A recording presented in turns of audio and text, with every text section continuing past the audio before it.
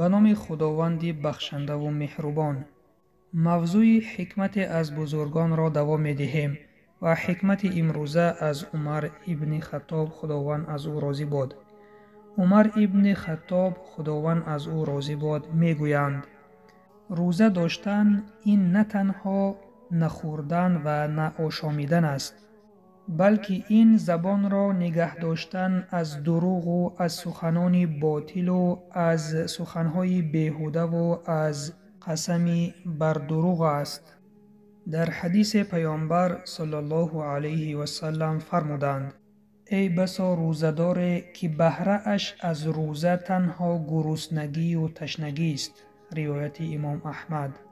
بله دوستان عزیز، و گاه روزه‌داری بی اخلاصی هست که جز از تشنگی و گرسنگی چیزی به دست نمی آورد. بنابراین شخص روزه‌دار باید زبانش را از غیبت و تهمت و سخنان بیهوده نگاه دارد. همچنین چشمش را از نظر حرام و گوشش را از شنیدن سخنان بیهوده و باطل نگاه دارد.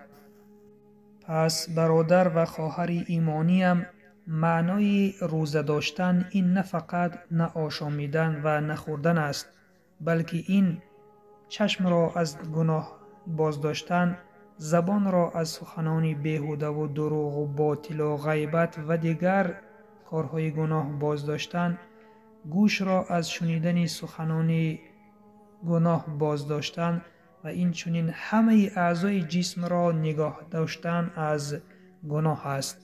و ماه شریف رمضان یک مدرسه است، مدرسه اخلاق و ادب است.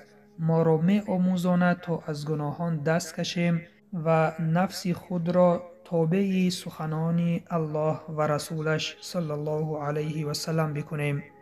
در آخر دعا میکنیم که خداوند ما را به رمضان برساند و در آن توفیق عمل کردن، عبادت ها را به جا آوردن نصیب بگرداند و این چنین به ما توفیق بدهد تا ما روزه حقیقی داریم، نه تنها از خوردن و آشامیدن، بلکه از سخنان بیهوده و دروغ، از دیدن گناه و از شنیدن سخنانی که در آن گناه است، از این ما را نگه بدارد.